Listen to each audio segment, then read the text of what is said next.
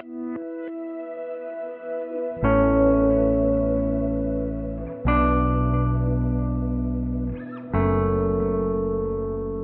wanted to start a YouTube channel for quite some time.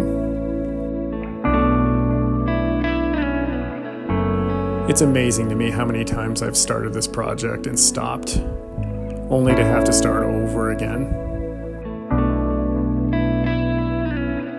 It became really frustrating.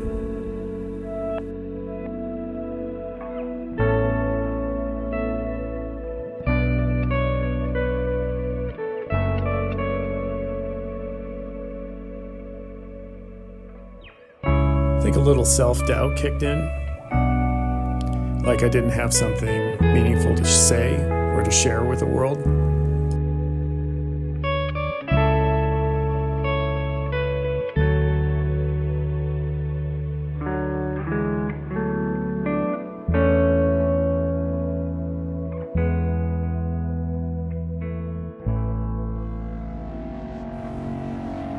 But I do now.